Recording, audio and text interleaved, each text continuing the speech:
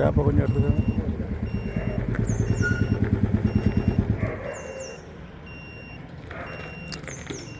இது கிருஷ்ணாபுரம், நச்சிகோலம் பஞ்சாயத்து கிருஷ்ணாபுரம் பகுதியில் உள்ள ஒரு வீட்டு மனை. இவங்க எதுவும் போர் போடல.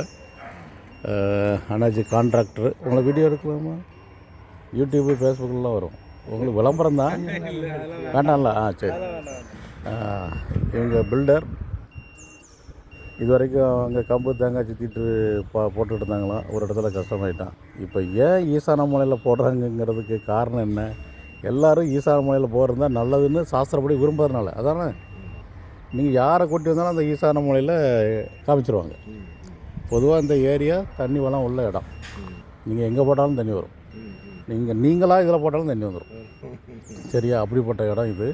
இப்போ நாம் என்ன பண்ணுறோம், இதில் எங்கே அதிகமாக தண்ணி இருக்குதுன்னு கண்டுபிடிக்க போகிறோம். இன்றைக்கி நிலைமையில் எங்கே தண்ணி இருக்குது. ஏன்னா இந்த ஏரியாவிலும் சில இடங்களில் ஃபெயிலியர் ஆகிருக்கு. சரியா? அதனால் எங்கே அதிகமாக தண்ணி இருக்குது இல்லைங்கிறது இப்போ கொஞ்சம் நேரத்தில் நமக்கு தெரியும்.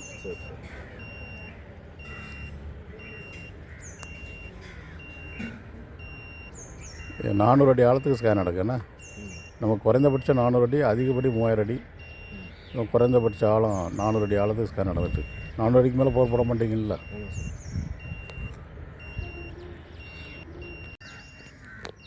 இது இடத்தினுடைய தெற்கு ஓரத்தில் இது 2வது ஸ்கேன். அங்கே முதல் ஸ்கேனில் 7 அந்த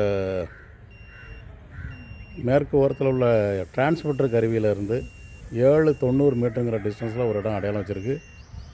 ரொம்ப சுமாரான ஒரு பாயிண்ட் இருக்குது. அதோட இது பெட்டராக இருக்குமா இல்லையாங்கிறது இன்னும் கொஞ்சம் நேரத்தில் தெரிஞ்சிடும்.